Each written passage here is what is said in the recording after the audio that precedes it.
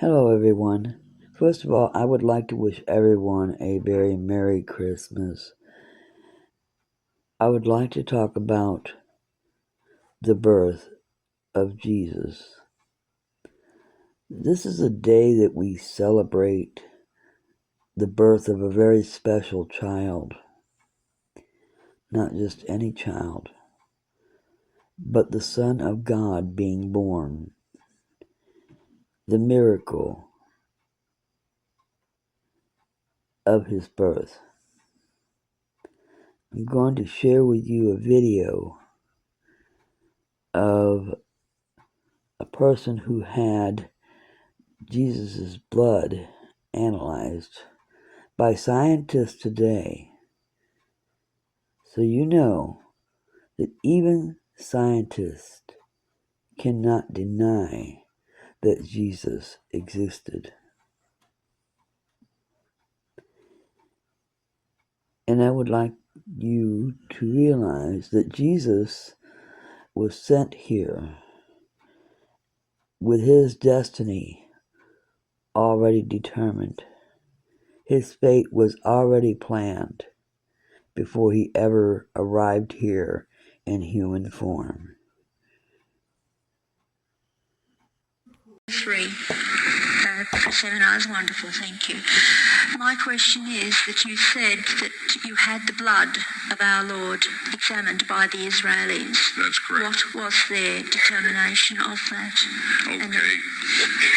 Now, we won't be able to take second questions. I'm sorry if you're on your second one, please just step out. I love you, but we're running out of time. Real quickly, okay? Dried blood is dead blood. Everybody knows that, all right? They can test the blood of the pharaohs, the mummies of the pharaohs, all right? There's certain things they can do. They cannot get a chromosome count by any method I'm familiar with, all right? Things keep changing. I don't profess to know everything. However, there's no way I know that you can get a chromosome count out of dead blood. You can get a DNA and some other things, but not a chromosome count, all right?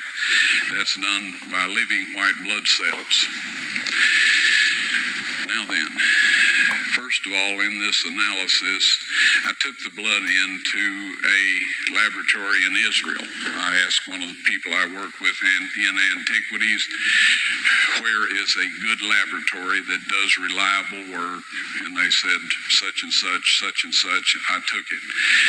I just said, please examine this blood and tell me what you can tell me about it. All right? They said, well, look, we're going to reconstitute it. We're going to put it in normal saline and keep it at body temperature for 72 hours with gentle swirling. All right, that's their business. That's great. I said, now I want to be there when you check it out. They said, fine. So I was back. They checked it out. I said, now, they said it's human blood. We can tell that. They did whatever tests they need to do. And then I said, take some of the white blood cells and put them in a growth medium and keep them at body temperature for 48 hours. And they said, well, that'll do no good because it's dead blood. I said, would you please do that for me? And they said, okay, we'll do it.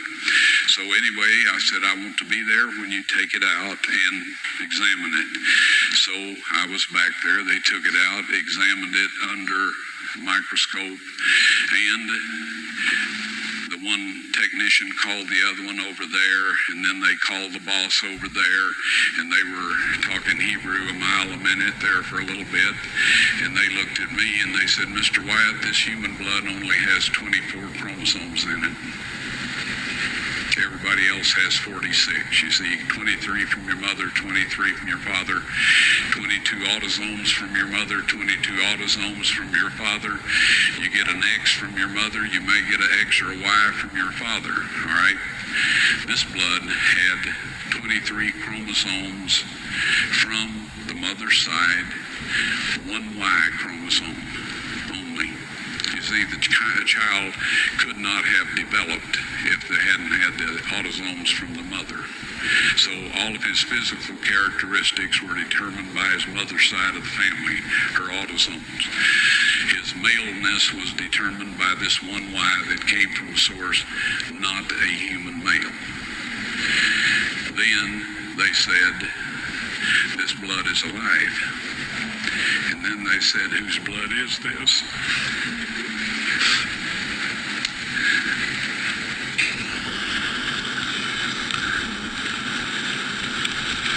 I said, it's the blood of your Messiah.